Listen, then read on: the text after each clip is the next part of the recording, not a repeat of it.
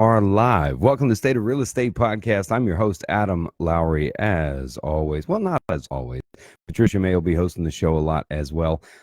And as always, we are sponsored by Venture Title, your Lake Mary, Sanford, and all of Central Florida title company. Big thank you to Mike Dunlap, who helps us keep this show going. And before we get started, I am down the producer today. So I have to double check our sound, everyone. So please bear with me as I pull it off. God forbid we actually did a entire show and we sound like chipmunks, because that can happen sometimes. Yeah, let me pull this bad boy up. This will take 2 seconds. Look at that. We sound good. All right. And joining me today is Melissa Stalzer. Correct. Real estate agent. Yes. And well, before we get right into it, right? Tell me a little bit about yourself and what got you into real estate. What hooked you in? How did you start? Where'd it come from? Okay, that's a loaded question. Okay, so I got hooked because I worked in the mortgage industry before I became a realtor. Okay. So I was on the finance end of it for a good 8 years. Oh, wow. Started off as a processor, then I became a loan closer. I was the one that would prepare the documents for the buyers to sign. And after 8 years of sitting in a cubicle, I realized that there's another way to be in that industry, but not be confined to a small space. Yeah. It doesn't really work for me. No one likes jail. I really don't. I mean, some people like it, but for me, I just needed to be out. I knew I could hustle and I could work and, make my own hours. I have no problem with structure. I just didn't want to be confined. Yeah. So I made a deal with myself. If I passed the real estate exam the first time, I would just quit my job, even though I did not know how to sell real estate. The first time. I like how you time. did that, because if this doesn't go through, would you have taken it a second time? I would have, but I would not have probably quit. I would have tried it the part-time way. Oh, yeah. And some agents can be, in my opinion, successful somewhat. But at the end of the day, it's probably not the best fit, because you have to dedicate all your time and energy to real estate. So I was going to say, make your own hours. I'm Yeah. like, that means your entire life. Pretty much. Pretty much. And again, people say, oh, Monday, Tuesday, I saw you out and about, and, do you work? And I'm like, yes, because I work Saturday, Sunday. And so Monday, Tuesday might be my weekend. Yeah. Or I might pull a 4-day weekend and not work or work. But aside from that, when I left the mortgage industry, I interviewed with a few different agencies, and I had hung my license with Coldwell Banker in DeLand, Property Showcase. Met who is now my broker still, Tom Milton. Shout out Tom Milton. Yeah, I love him. He was my mentor, really, kind of just put me under his wing and said, whatever you need to know, ask. No stupid questions. And then about 2 years into the Coldwell Banker Property Showcase, he decided to go out on his own. And so I had to lose the idea that I won't have a brand. So I was no longer Coldwell Banker. You were no longer associated. And there was, everyone says, oh, I'm with Watson, I'm with Remax. Shout out to those companies. Great. But it's a small name, Cornerstone Group. So for the first few years of my career, I would call and want to do a showing. Hi, this is Melissa Stalzer with Cornerstone. They're like, oh, no, we're not interested in donating to the church today. I'm like, okay, I'm not with the church. I'm a realtor. And so I do take pride in the sense that 15 years later, when I call, I don't even have to say Melissa Stalzer with the Cornerstone Group anymore. I just say, hey, it's Melissa. I'd like to show your house today. But isn't that what those buyers and sellers, right? That's what we're looking for anywhere, right? Is the personal, I want to work with a realtor who I know, a name realtor. I'm not really working with a name. I would like to think so. Sure. Based on history and repeat customers. I'm just so thankful for them in general. Sphere of influence is what they call it when you're in real estate school, and I do believe in it. The more people you know, the more you can sell. Sure. But it was tough, because a lot of times people do like that name brand. They just like the comfort of it. That's true. And I had to decide for myself whether or not I wanted to continue with Tom Milton, who, again, has been nothing but good to me, a good mentor. He doesn't micromanage. I don't have time for that. I'm already doing my thing. Please don't ask me what I'm doing. I don't know why, but I already knew that. I think I already knew that. You're over here moving a chair and you're ready to go. How can I help? So that's more my mentality. So I got into it because of the finance part of it, which actually helped me excel, because at the end of the day, most of the buyers, especially my first time home buyers, they have no idea what it means to have a mortgage. They don't know what it means to have escrows, taxes, insurance. That's part of your payment. And so having the finance background, and respectfully so, a lot of realtors won't even touch it. They'll just say, call your lender. Yeah, stay away from it. Yeah. I can help you. I know, I mean, I always, at the end of the day, it's an estimate. This is an estimate of what it would be if your rate is this, and by the way, the property taxes this year because they're homesteaded are this. And I found that as long as you explain it. Okay. When you're saying homestead, you know your stuff then. Yeah. Well, Yeah. Well, Venture Title just threw with a homestead check an event educating realtors about homestead, what they thought they knew and what you really don't know. Big shout out to Homestead Check out there as well. Great people to work with, but you seem to know it. I do. And so, again, if you want repeat business, you want the buyer to understand that just because a disabled veteran had, literally $300 in intangible taxes or something for the entire year, when they move in and the property appraiser is going to reassess that for what they paid for it, I don't want them calling me around Christmas and saying, why is my tax bill going up $2,000? Yeah. But I have found that if you tell them, if you prepare them and say, hey, by the way, guys, when Christmas time comes around, make sure you have an allotted funds for the fact that your property taxes are going to change. And sometimes it's for the better. If the home was owned by an investor and they were taxed to the hilt, and then a year later, now there's homestead on it, then their payment's going to be better. And then they like me even more because I prepared them for that. But at the end of the day, it's just disclosure. I mean, some people don't want to touch it. They don't want to get involved. But I found that if you just explain it to people, they usually will be very appreciative. And then when that does happen, they're not like, oh, they don't feel like they got, ruined by their agent. You gave them a forewarning. Yeah. Right. I was going to say, so, I mean, knowing every aspect of this business, I mean, from title to processing to the lending side, working in all of those avenues, that it seems like you're going right up the actual closing process, right? From title to lending, and now the actual realtor. Yes.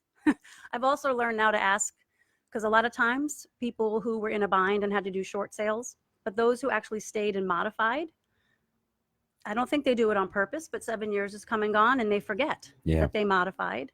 And so I have learned through one particular case where we went to closing and there was a silent second mortgage, so to speak, because it was the negative equity that was tacked to the end of the loan. And the entire time the seller really did not believe that they owed that money. So title, of course, informed me, hey, Melissa, do you realize that the house in this case was under contract for like $200,000, but they actually owe $270,000?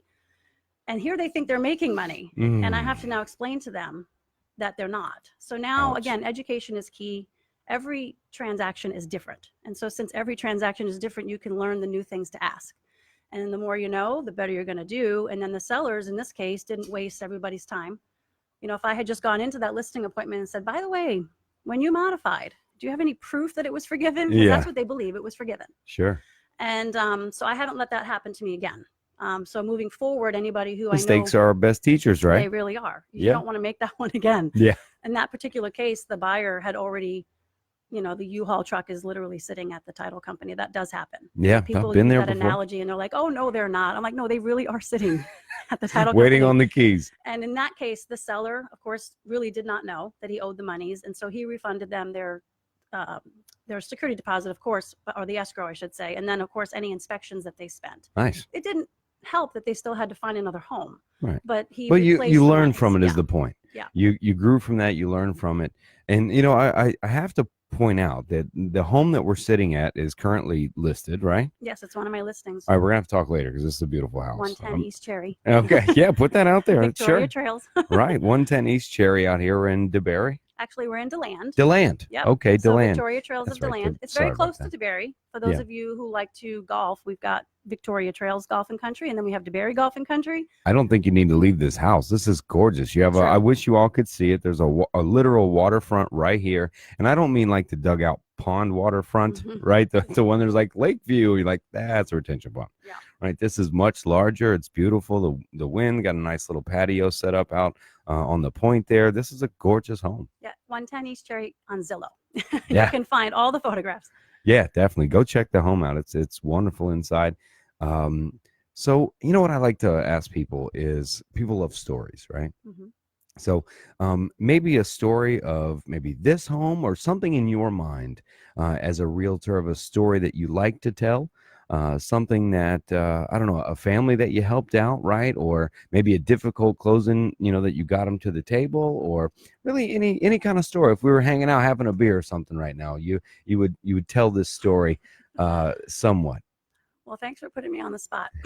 Let's see. Most of mine are really funny. Like I have a sister, Tammy, that I tell a lot of my stories to, and she'll always say, you should write a book because this stuff doesn't happen to everybody. And for whatever reason, this one thing is in my mind. I had a young couple, Mm-hmm. and I was showing them, a good 5 or 6 homes a day is what I consider a good amount, because sometimes they forget, what did I see? What house was that? Which one had the closet? So 5 or 6 is a good number, in my opinion. So I knock on this door, and I had an appointment, and I open the door, and there is a nude man laid out on the couch. And he just looks at me and my customer, and I said, "Oh, I'm so sorry." So I shut the door. I gave what I thought was an ample amount of time for him to clothe himself, 3-4 minutes. And then I don't know why, but I knocked and opened again, and he was still in the same position. And That's a whole nother meaning of the word staging. I realized, after looking at the listing again and calling the listing agent, because I had the buyer in this case, that was one of the tenants, and they did not want the house to sell. And so they just made the whole nude guy. Just made it difficult. And I mean, at the end of the day, he was pretty brazen. I mean, there's no way, most people would do that, but he just put himself on display. So, Creepy. I mean, really, I'm not going to walk around him. I'm not going to go, let's just look at the house anyway. Ignore this right Ignore here. the nude guy. Because that house they would never forget, though. They'd be like, oh, let's make an offer on the nude guy house. But it doesn't come with the couch, right? We're not going to want the couch. Yeah, we don't want that one. So unfortunately, that one. And then this is a nightmare story. I wish I had some good ones for you, but usually That's great. That's worst hilarious. ones are the ones you remember. So sure. My little guy, Frankie, he's 12. And he's been in my real estate life literally since he's born. I used to take him in my carrier, and I would take him to showings, and I was just a working mom. That's what I did, and nobody seemed to care. He was a good baby. So one day, though, I did not have him with me, but I was in my car, which has the car seat and all this, and I'm showing houses to a $30,000 to $40,000 demographic, believe it or not. This was really shady houses. Yeah. But good investments, So I knew what to expect. You walk in, they're not pretty, they're not staged. Anyway, so I'm walking around with this gentleman, and then we get back in the car and we start to drive to the next house, and all of a sudden I notice on my white pants I have fleas. I mean, I'm covered in fleas. And I remember just like literally halting the brakes, and my customer doesn't even know what's happening at this moment, and all I'm saying is, get out of my car, get out of my car, get out of my car. And he's like, what happened? And so we both get out of the car, and we both realize that we are infested. And so all I can think about is I'm bringing these fleas home to my newborn, and it's probably now in my car seat. So lo and behold, I get home and I have to go through the garage and like strip down, get everything out of there. Not a fine moment for me, but I remember thinking I was so angry. So I called the listing agent and I said, you should really disclose that this home is infested with fleas. Yeah. It's like a legit, you can tell. Yeah. And they were like, oh, we thought we bombed him. It's no big deal. I'm like, it's no big deal. It's a big deal. I was yelling at my client randomly, get out of my car. Luckily for me, he had a great sense of humor, and he didn't want fleas on him either. And he did make an offer on something else that day. Yeah. But yeah, that was that happened. That's hilarious. I like both of those stories. Those are great. Well, thanks. So if somebody is buying 110 East Cherry Street, right? Mm-hmm. Where might they go for maybe some a loan or lending? Any particular place that maybe you'd recommend, or a place to start? I have a lot of favorites out there. I really do. Yeah. So I love dealing local. Mm-hmm. I will tell you that as a listing agent, when somebody brings me a pre-approval that is not from an online company, that it just holds more weight. We know that they've probably been a little bit more vested. They've actually taken the time and the energy to give those almighty pay stubs, the W-2s. Sometimes they forget to disclose they have child support or alimony, and therefore the online approval doesn't actually really hold any weight. Yeah. But locally, because I am a DeLandite, I love Home Team Equity. They're downtown. I am also a huge fan of Iberia Bank off of New York, also downtown. Sally at Certified Mortgage Planners, New Smyrna side, good lady. There really is just so many that can do the job. Yeah. But local lending to me is probably going to hold the most weight when you submit an offer. You can walk in. I mean, it's got to feel good. You can walk in the office. You can sit with them. You're not talking to a telemarketer type person telling you to submit things online, and hopefully it's going to the right place. You never know. Yeah. And there's always the time differential. Everyone says, oh, I'm approved with Wells Fargo. I bank with Wells Fargo, have since I'm 16. It was First Union, then it was Wachovia, then it was Wells. Right. I'm faithful to the end. I love my bank. But they, in my opinion, do not service the mortgage needs of most people. Yeah. They don't want to have to upload the documents, PDFs, scan this. I mean, you can walk into any of those companies I just mentioned and literally hand over your documents. I'm big on customer service. Sure. Give me something that we can work with together instead of dealing with an 800 number, maybe in California, maybe they're in New York, wherever they are. And at the end of the day, they don't even necessarily get the answers that they want because there's three different departments. And I don't know, the smaller the venue, I think the better it is, because then you get the hands-on Yeah, I felt that treatment. way. We actually went down and met with Heather and Chris over at Mhm. Home Team Equity Yep. down there. They redid that whole historic office. Yeah. Like, that's really cool down there. Yeah, Manny Sarnes and his wife Amanda, they Yeah. did a beautiful job on that. Yeah, it looks Yeah. good. So you were on the cover of a magazine? Yes. It was an honor. So Tracy with Mhm. Volusia Real Producers, she went ahead and reached out to me and offered me the spot. Said I was nominated, which I'm excited about. If it was a veterans issue, so it was the November issue. I did serve in the military as a reservist through the Air Force and then a reservist through the Navy. And so because I'm also in the real estate profession, it just was a good fit because they wanted to feature a veteran. Yes. Appreciate the service, by the way. Thank you. And that was just a real honor. And they just recently had a party to celebrate all of the magazine covers and then the feature stories. I mean, it really is just a nice tool for the agents in the area, again, who sell. Yeah. Because then we get to learn each other and we get to understand how they work and what their business ethics are like. So sometimes when I do get multiple offers on a property and I've worked with one particular agent over another, it doesn't really give me any bias. But if my seller says to me, well, have you ever worked with one of these before? One of these agents before? What can you tell me about their business practice, or how much do they close? You know, because that is, you know, public information. Yeah. It's nice to know who the agents are. And in this little West Volusia niche that we have, it's not hard to learn them all. You know? You would know. Yeah. Big shout out to Tracy and Aaron Luden. Yep. Who runs the Real Producers. We were at their big party at McConney out there on International Drive. Wonderful restaurant, by the way. Shout out to McConney. Yeah, that was the one I missed. We would have met then. Oh, that food was impeccable. It's going to turn into a McConney commercial. Be careful. I love that place. But yeah, I like what Aaron's doing, man. Aaron and Tracy have been doing a lot of events, master classes, a lot of teaching. And that's cool. They put you on the cover, though. Yeah, that was really nice. It was an honor. I was super excited. Wonderful. So as we wrap up, we ask the same question to anyone that comes on the State of Real Estate show, which is pretty simple. How do you, Melissa, see the state of real estate today? Okay, well, I actually get this question a lot because a lot of sellers are getting those postcards of buyowner.com, for sale buyowner.com. Everything is internet based. And while I do understand and respect that that's a real threat to my industry, I also feel like there is plenty of people, especially in my age demographic, that still want that hands-on treatment. I do not like necessarily having to do everything online. I like some accountability. I like someone to answer to. I like someone to answer to me. So I feel like the state of real estate is going to continue digitally. And while we do need to step up our game with our videos and visuals and podcasts and making ourselves relevant every day on the internet, on social media especially, I still think that there's going to be a real need for that particular buyer or seller who does not want to go it alone.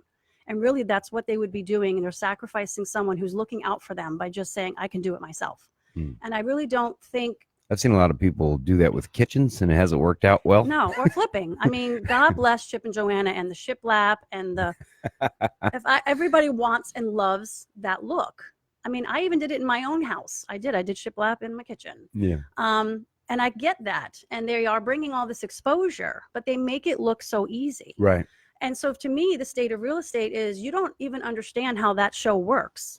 Because at the end of the day, they say, okay, here's your house for $140,000. Your all-in budget is $240,000. We're going to give you $100,000 to make all the repairs that you want, and Chip and Joanna is going to make it pretty with a bow. I'm like, who's funding this thing? Right. Where is the money? Cash buyers? Because for the most part, you don't just walk up and put $100,000 down, and then another $100,000, and then you turn around and now you have this $200,000 mortgage. Right. I feel like it's probably an end loan of sorts, meaning Chip and Joanna buy the house and then they put all the work into it. And then he comes at the end and says, by the way, I've done the comps in the area and your home is now worth $200,000. And then they get a mortgage on it, because otherwise, I mean, are they doing a 203K? Are they doing an escrow holdback? I mean, how are they financing You must be fun to watch the show with. I hate it. Because then what happens is the buyers come to me and they go, I want to buy this house. You know, maybe it's a HUD property. Yeah. You know, the Housing and Urban Development, it's been sitting there. I'm like, it has no AC. The roof is missing. oh yeah, but my dad's a roofer and my uncle's an AC guy, and And I they'll believe just get that. it done. But I'm like, okay, but the banks are not going to lend you. How much money do you have to put down? Like $5,000. Okay, great, that's respectable.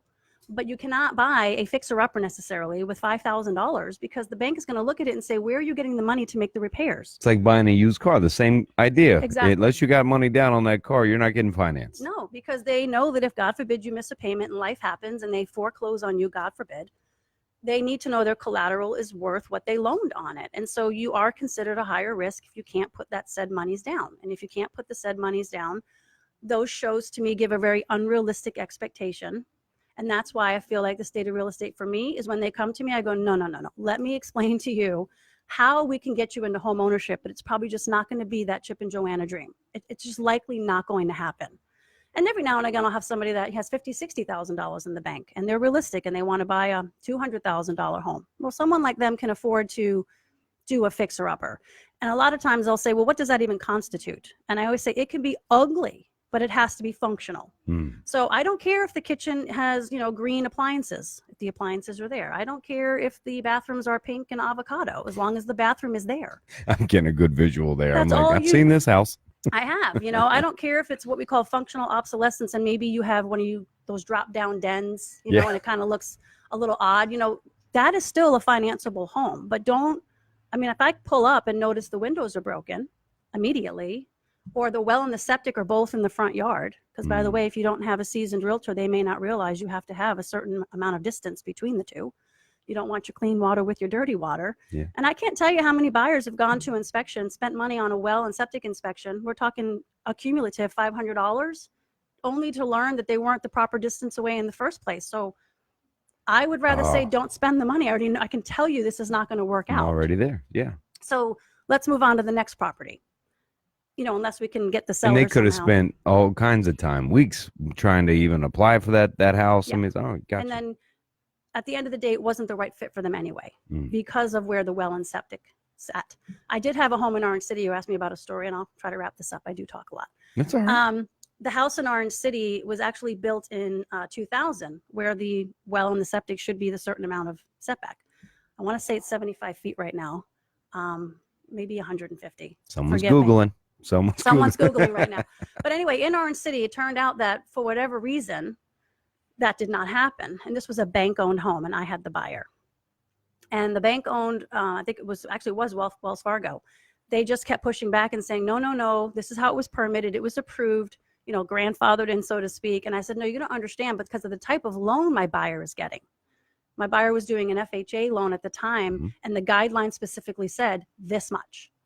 And I kept having to show that to them. And of course, the bank could have taken the position, well, we'll just sell to another buyer who doesn't have that particular need. Right. But we just kept pushing and pushing. And then at the end of the day, I'm proud to say we got them to actually relocate the well. Oh, wow. And we got a 4-inch well at the time, which you think would have been the case, but it was a 2-inch well, even though the year didn't make any sense.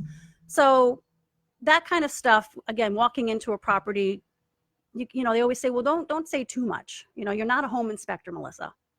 And I respect that. But if I can visually tell that the windows are broken, somebody would argue, then how can you visually tell that you didn't notice this and you visually didn't notice that? And I said, no, I'm just giving them guidance. I'm saying, in my opinion, I don't know that this home would be the right fit for you based on my one visual inspection.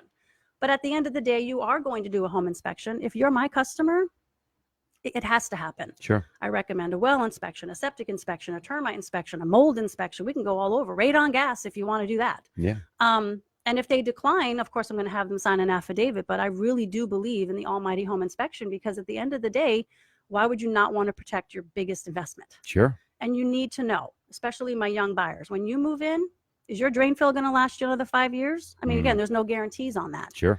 But you don't want it crapping out, pun intended, in the first 6 months. You don't, so you need to know these things.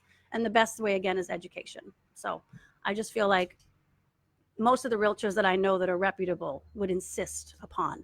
Instead of just, oh, you like this one? Fine. Yeah, you're good. As long as the bank's okay with it, we're fine. Right. Commission, right? Yeah. Just thinking that. I think that's interesting. You brought up the, what they call the CSI effect in court. where they do that. They call it the Yeah. CSI effect, where jurors go there and they're listening to a case and they're like, well, didn't they get a DNA sample and they tested it? It just, they're like, look, that it doesn't happen like that, right? So maybe there's like this real estate effect, right? Or the TV show. What are their names again? Well, there's Law and Order, Criminal Minds. No, Criminal the flippers, the house flippers. Oh, Chip and Joanna. Yeah, the Chip and Joanna effect. We'll call. I think you have dubbed. Yeah, I think you have dubbed that the C&G effect of people in expecting what home buying is like, or flipping or remodeling is like. Well, and on that show, they specifically say, "Here's your all-in budget," right? And everybody who watches that show knows, halfway through, they go to raise the ceiling, and they're like, "Oh, we have lead plumbing." And I'm like, didn't you know that before you moved? Right. Into They're this like, let's project? just cut the ceiling down and not check anything. Happens? She's so cute and savvy. She calls the buyer. Hey, so sorry to tell you, you have lead plumbing. It's another 10 grand. Chip said we can get it done for like 10 grand. I'm like, oh, what happened to your all-in budget? Because at the end of the day, that show, again, is a facade. They should have just done a home inspection, realized that those were going to be an expense up front. Because, again, now my young people, heck, even my older So they're folks, bad realtors. Well, they're watching that show thinking, I can do this. And, they show you this little hiccup, but all of a sudden $10,000 is going to cover it. And I'm like, and who the heck has $10,000 to cover it? Right. Who's just going to be like, oh, no problem. Yeah, go ahead and just roll it in, Chip and Joanna. Do that. I think you need to, I'm going to give you some marketing advice. I think you honestly should watch that show live and record yourself watching that show and put that out there as your podcast of some kind. Well, I think it would be great. Poor Chris Barfield, my other half, he's working over there at Home Team Equity, and we've been together 5 years, and he loves those shows. I mean, to this day, I wake up, he's got his coffee, he's watching it. I'm like, oh, geez. And he's like, oh, no, I just want you to see the end result. It's beautiful, and it always is. I mean, he doesn't want to see. Who unveils crap? Nobody. We're all watching, right? They're septic inspectors. They unveil crap all the time. But I do look at it and say, it just drives me nuts, because they give you all the fluff and not enough of anything else. At the end when they go, you paid this, you did this, we got this, you did this. Real, like 3 lines of equations. Yeah, I'm like, where's your title fees? That wasn't in there. You honestly should film you and Chris watching this show and put that out there. I'm telling you, as content, I'm telling you, people would watch it, even if it's 5 or 10 minutes of you just going, oh yeah, that's not how this works, and just ripping it apart. Yeah, it does. It makes me laugh. And then, of course, when they take down the wallpaper, 9 times out of 10, he's like, oh, there is shiplap here. I'm like, yes, because shiplap is everywhere, apparently, in Texas. But here we take down wallpaper and we're like, ooh, we got drywall that's, missing. And it was just covering a hole. But, those shows, like I said, they're fun.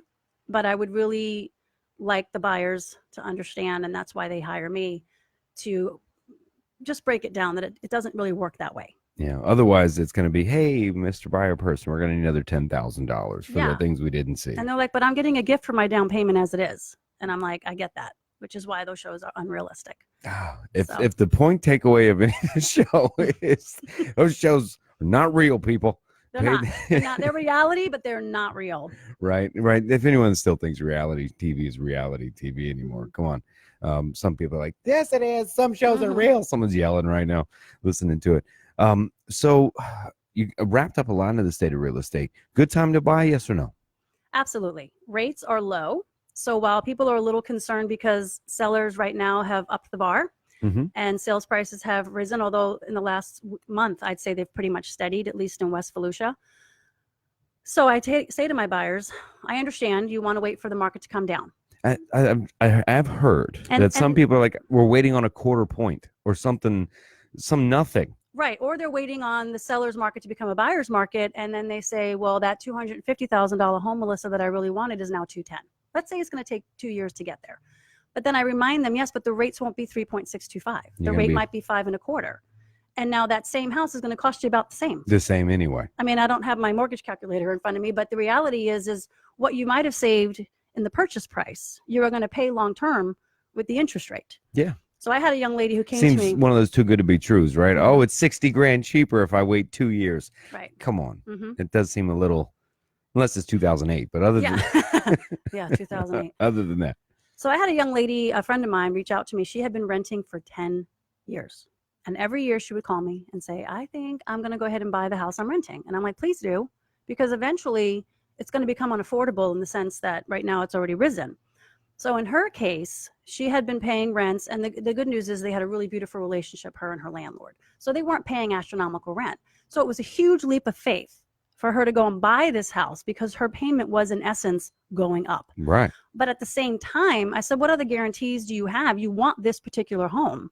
And I showed her other homes in the Deltona area in this case that she could buy, and none of them were comparable to what she was in and what the landlord was willing to sell to her for.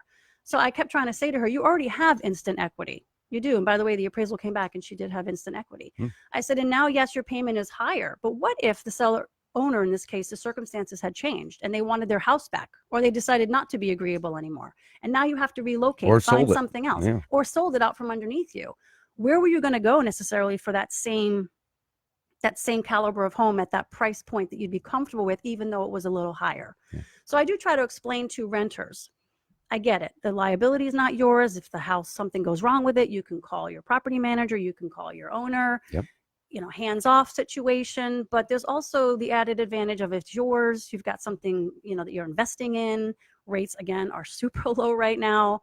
For me, I can't imagine, if you have the ability to buy, why you would rent, unless you're just hesitant because no one has actually explained it to you.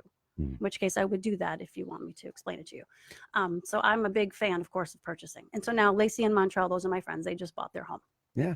Well, to wrap it up, where could people find you? How do they reach you to ask you those questions, to maybe procure you as their agent? Okay, well, my office is actually in Orange City, 1019 Town Center Drive. We are in the Orange City Town Center, but there's like a strip mall in front, so we are behind that. We are in the office plaza. My cell phone is 386-405. Oh, you're going brave. Go ahead, put it out there. 3457. It's everywhere. Okay, right. I figure My it's on phone bus number stops. is on a bus bench. It really is. Written in a stall. No, Yeah, I'm no, kidding. probably. As long as it says call for real estate, I'm okay with it. That's awesome. But yeah, so my number is literally out there. And I have always said, you know, with real estate, it's a pretty vain profession in the sense that you are putting out your face, your name, your phone number. But it's a must. Absolutely. If you don't do that, you become irrelevant. And, you know, at the end of the day, if you want to last in sales, you have to kind of do that. You just put it out there and hope that, you know, you don't get any creepers. Yeah.